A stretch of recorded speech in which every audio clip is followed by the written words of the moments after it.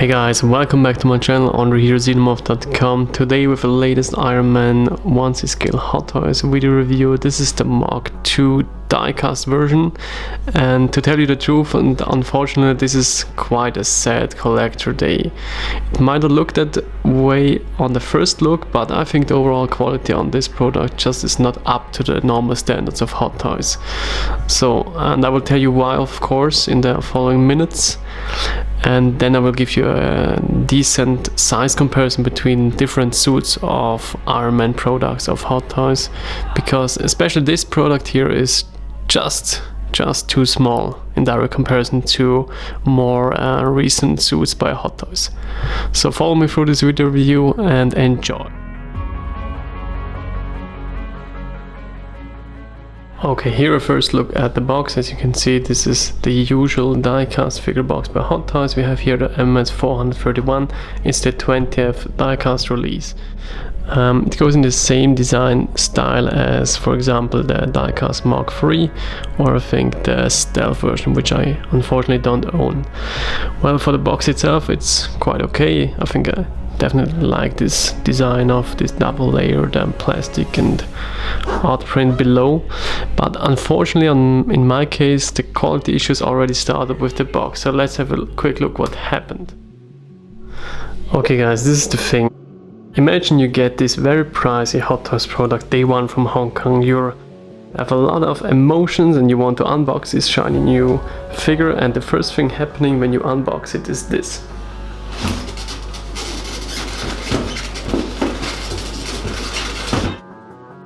That's a damn quality control issue already on the box.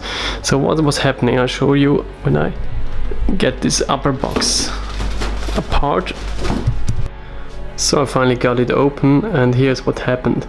You see the folded edges here.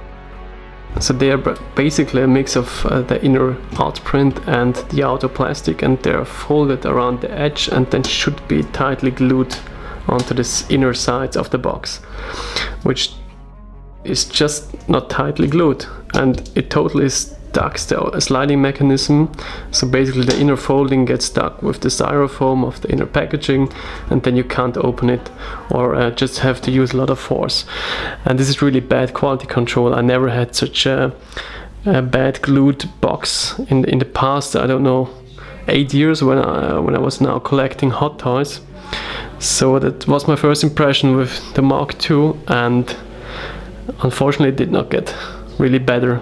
So let's go for the figure now. So here we go with the figure, Mark II diecast finally out. I think this is one of the most delayed figures, and looking now at the quality that I received, I totally don't understand why it took that long, because you can't really feel it. Of course, the first impression was nice. I mean, I took it out of the box, it has weight, all the riveting looks nice. I think the first impression on the paint job was also quite good.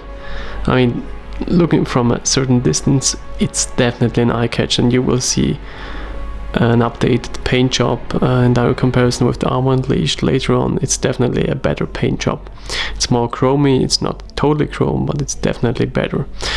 But let's go first for the accessories. Okay, let's go first for the special edition item that you can see here. It's a blue miniature hologram of a Mark II or Mark III, nicely casted. Probably not worth the added price tag, but I mean, yeah, that's always the catch with these special editions, and I think right now only the special editions are out in Hong Kong. Then you see a base that they, I think, also released with the Mark III diecast. It's in this round shape and has a battery compartment, so you can actually light it up. Alright, going from left to right, for me the most important accessory is the new secondary helmet. It finally has a recent Robert Downey Jr. likeness placed inside the Mark II helmet, which, if you know about the history of the Mark II releases, is definitely an important thing. Here in direct comparison you see the Mark II portrait of Robert Downey Jr. from 2008 or 9 from the first version. At that point in time, of course, collectors were already amazed of the likeness quality, but autos evolved so much from 2010 ongoing, 2012, 13 with the Robert Downey Jr. likeness, that they iterated that portrait so many times. It got better and better, and I totally understand in comparison to today's standards. Collectors ask for a recent Robert Downey Jr. likeness in the helmet, and now you finally got it. Then if you think about the second iteration, it was in 2012, but that version was the Armor Unleashed that I will show you in direct comparison later on. Sported a Don Cheadle headscarf. It was also from Iron Man 2 and not Iron Man 1. And it was based around a totally different concept, because that Mark II from Iron Man 2 was basically the foundation for the War Machine creation. So that's, for me at least, a really nice addition. So I was pretty amazed with the secondary helmet, and I want to have a closer look on the two faceplates to maybe check about the differences, and then it happened again.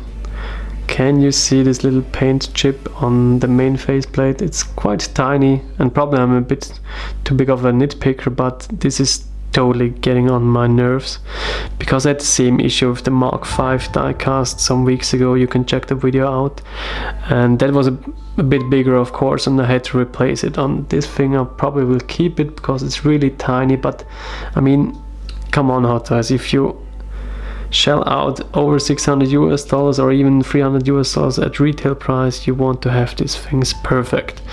And my idea was then to interchange these two faceplates, but that does not work either, because it's just not the same piece. There's a small notch on the main faceplate which actually secures it for the closed version, where the open one has lacks this little notch, so it does not really distract when you have it presented like this.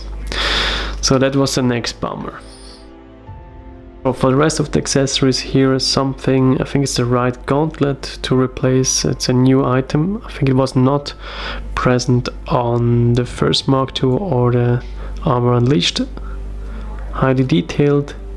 Probably will put that on later. Then we have two deployed missile pods, two rocket launcher gauntlets, nicely painted also here with the riveted style. I think these were already in the diecast Mark III version, but without the rivets. Then of course different hand sculpts, and as another addition we have two thruster hands that actually are used for recreating the scene where he starts going into the flight mode. Let's get back to the figure again, and where this figure really has some plus points is the riveting all going over the torso, the biceps armor, of course on the wings here, on the back flaps. And if we pan down again, you will see it also on the thighs.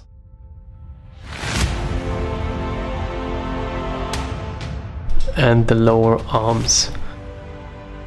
This is definitely nicely recreated, and I totally dig this riveted style.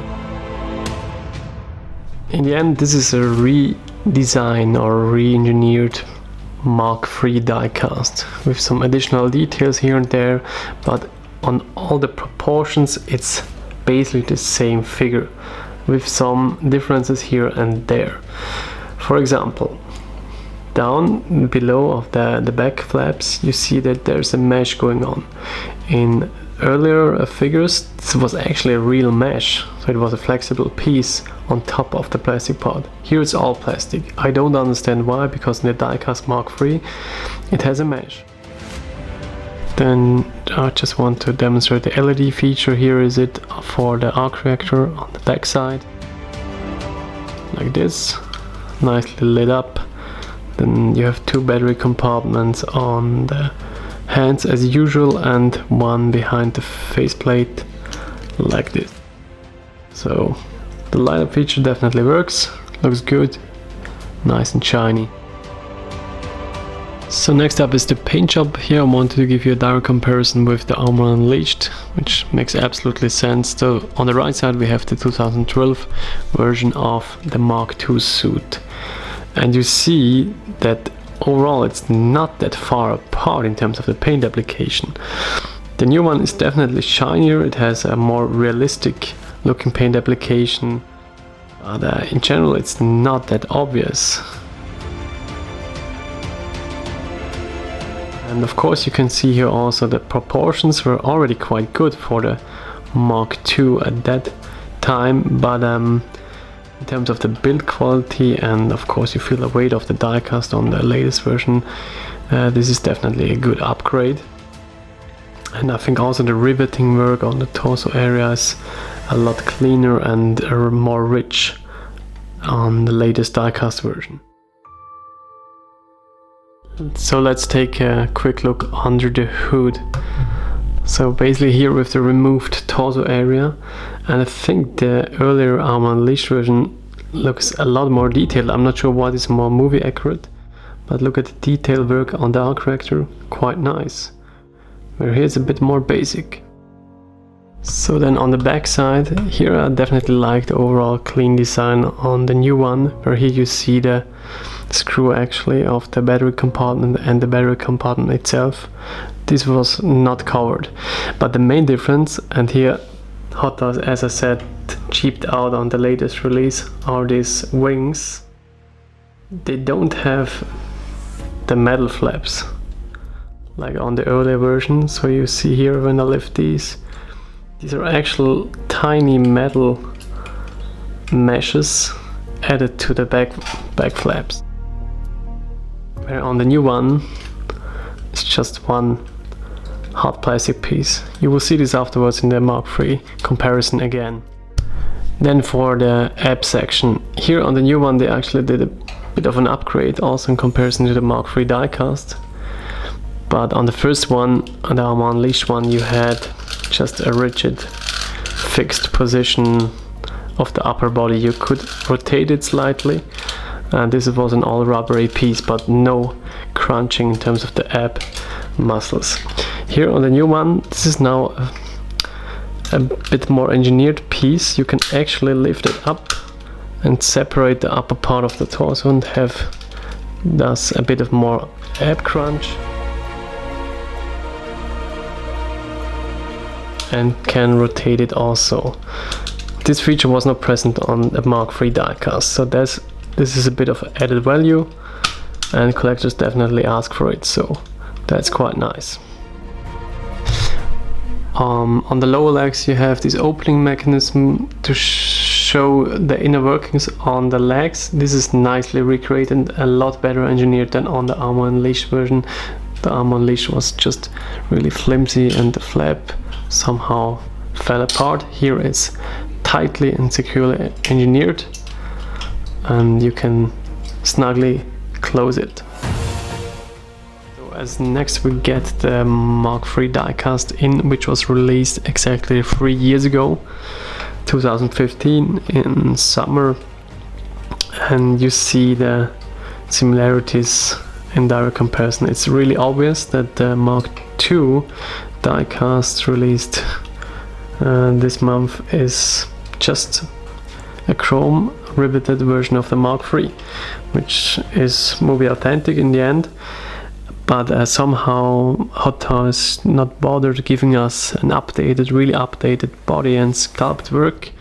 They just rehashed the Mark III body, which was unfortunately really rigid and strict in terms of articulation and overall posture. We had some debate, for example the elbow placement. Here we had this huge discussion about the elbow gaps onto the shoulders, and I think they optimized it with the Mark II a bit, and where they definitely optimized is the ab section. So at least Hot Toys learned from their main design flaw on the ab section. The Mark III diecast was absolutely strict and rigid. There was no ab rotation, and you had a separate piece to somehow recreate, for example, the hero landing scene. at least this is now optimized as shown before on the Mark II. You can extend the waist area and rotate and crunch it. But other than that, it still feels the same quality and build and engineering quality that we had with the Mark III diecast, which was unfortunately not a so well designed suit from an engineering point of view. I mean, look at the latest Mark 46 or Mark 47. These are just superior suits in terms of the engineering quality, and this feels a bit lackluster. In terms of the height, I think the Mark II is slightly taller, but I think it's interconnected with the different ab sections, because this is one static piece where we have now a bit of an extension. It's in the end just a different ab area, and this is probably the reason why it's a bit taller. It's more or less, I don't know, 1 or 2 millimeters. Also, I want to mention the small difference in terms of the shoulder rocket section. Here we have again the fully sunken in missile pods, so you can push them in, put the armor on above, and they're completely hidden. On the Mark III diecast it was a separate shoulder piece, so you actually could remove this piece and you had a separate piece with a missile pod. So here they went somehow a bit further with the Mark II diecast, but then again they missed out on the mesh flaps on the back wings. So here we had the metal mesh, but on the latest Mark II diecast there's just nothing, it's just plain plastic. So before we go into the full-blown comparison of the other suits, you see here the 2 gauntlet pieces. This is the newly designed right forearm gauntlet, nicely detailed, and here on the left arm you see the missile pod attached. Both pieces are easily attachable, but I still don't understand the design and engineering of this of the biceps area and the shoulder area. This looks totally awkward to me. Nobody would have an anatomically correct fit and fitted human body if you would bend the bicep like this and keep the forearm like that. So this somehow does not work, and it's not really realistic enough. I think they should really think about introducing a forearm rotation somehow. And the same issue you also have with other Iron Man suits, also the better ones from, I don't know, the 1 or 2 years ago. So for the big size comparison, let's zoom out. These are actually all the figures I could fit on this piece of furniture. Going from left to right, we have, in terms of the sword order, of course, we're going from the unmasked Tony Starks for the Mark I, the Mark IIs, etc., until the superior suits. And looking at it from this really wide angle, you definitely see that more recent products or superior suits are a tad taller than the Mark II diecast. Now going for the details, let's start on the left side. Here we've got 2 Tony Stark figures. They're alright, they fit in terms of the sizing. The still stunning Mark I 2.0, the Armor Unleashed Mark II, and the recent diecast Mark II, they're almost the same height. And then we have its twin brother, the Mark III diecast, which is just a tad smaller. And here you can also see that the shoulder gap problem is less present on the Mark II diecast. So then the plastic Mark IV, and I think here we really have to think about the upcoming release of the Mark IV diecast, and I really hope that Hot Toys will go a bit more expensive on the re-engineering of this suit, so that we have a movie authentic suit on the Mark IV. And then comes the ridiculous comparison with the recent diecast Mark V. I mean, look at this, it's absolutely towering over the Mark II and Mark IIIs, and even in comparison with the Mark VI and all the other more recent products, it's absolutely out of range and out of dimension. And that's pretty sad, and definitely this is not a problem of the Mark II product that I'm reviewing tonight. It's really about the whole line of Hot Toys products. But yeah, I mean, in direct comparison, you see the Mark II is pretty shiny. It will definitely add something to your shelf, but be aware of the size issues. So let's wrap this video up. As you can see, I mounted the thrusters, and this is perfect for recreating this first flight scene, one of the most iconic moments in Iron Man 1. And if you look at it like this, I think you will be quite satisfied. It might be that my actual product, something from the Friday production, I don't know. There are some quality issues here and there that probably are not present on yours, at least I hope so. For example, the paint chip or the crappy box art. But I think in relation to the actual price right now in Hong Kong, this is without a doubt a no-go. But I think if you can get it for $300 from Sideshow, this is probably a way to think about, especially for the Iron Man collectors. And if you don't own a Mark II yet, then for sure it's the way to go. But probably we expected a bit more in terms of this re-release, although we probably knew that it's based on a rehash of a Mark III diecast. But I think they could have done a bit more. So then I have to stress this again, be aware of the size issues. I think you will find a workaround, like for example showing him on a taller base or maybe a separate shelf, but especially in regards to recent release products, this thing will be an absolute dwarf. So be aware of that. And I think it's not just an issue of this product itself, it's really on the whole line that Hot Toys misconcepted. But if you can accept this and live with it, I think the $300 retail price is okay. It's definitely more on the expensive side as it was for the Mark III diecast, because overall you just don't feel the same quality that you have with the recent diecast products of the superior suits like the Mark 47, for example, which had a lower price tag released day one in Hong Kong. So that's what I don't understand. All these Mark 1, 2, 7 suits are probably damn expensive in Hong Kong if you want to get them fast. But yeah, that's absolutely my issue. If you want to get these items fast, I have to accept these added price tags as well.